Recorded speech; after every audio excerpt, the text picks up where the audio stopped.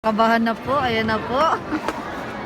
What's up, Garinatics? For today's video is pupunta nga kami ngayon dito sa munisipyo at may libreng tuli nga. At ayan nga, pamangkin ko na yan ay hindi patuli. Kaya nga gusto niyang magpatuli para hindi na matuksong supot. Biro lang, eme. Di yan, papunta na nga kami at naglakad lang kami. Kasama ko nga pala dyan si Prince. Yan nga yung magpapatuli kong pamangkin. Ito yan si ate. At ayan nga, pagdating namin sobrang daming people na pala of the world dito. Ayan. So, tinanong muna namin kung saan yung pila, and ayan nga, sabi dito lang. Naabutan namin dito, marami na talaga nakapila, and after ng maraming paghihintay at ayan, nakapasok na kami sa loob. Ayan, marami na talaga, and ayan na nga yung pamangkin ko, medyo kinakabahan na siya. Tinatanong ko kung kinakabahan na. Oo daw, mga kabado 100 na daw.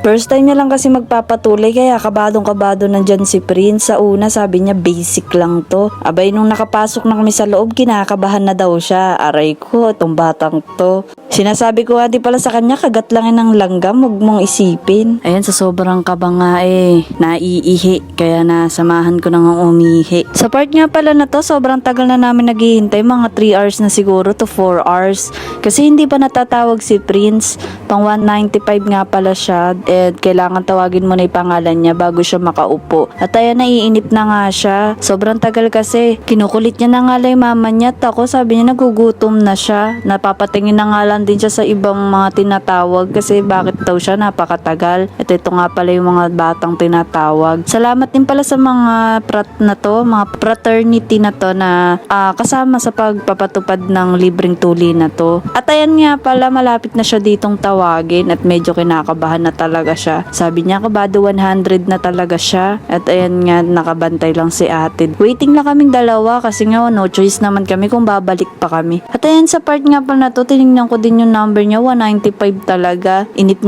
na daw siya at gusto niya nang kumain. Pero dahil nga masaya pa rin yung batang to, lalaban niya na daw to para sa kanyang future. Habang naghihintay kami, ito nga pala yung mga batang isasalang na. Siyempre ko ako yun, kakabahan din ako, tutuliin Dahil nga matagal pa yung number ni Prince, kaya kumain muna kami sa labas. Bawal magutom si Boss Prince. Ayan nga yung boss namin, ang boss ni ate. At ayan, kumain nga muna kami sa labas at pagdating namin ito nga pala yung court ng munisipyo. Ito yung bagong tayo dito sa bayan ng San Miguel. At ayan, nakapila na nga siya sa part na yan. Siya yung naka-green. Ayan, kitang-kita nyo naman yung kanyang green na damit. At after 1 year, ayan, natawag na si Prince. Salamat naman at kami inip na. At ayun, nalobat nga yung cellphone ko, kaya ito na lang yung naging video. At natuli naman na maayos si Prince at naghintay kami ng mga 9 hours. At ayun, successful naman ang kanyang pagpapatuli.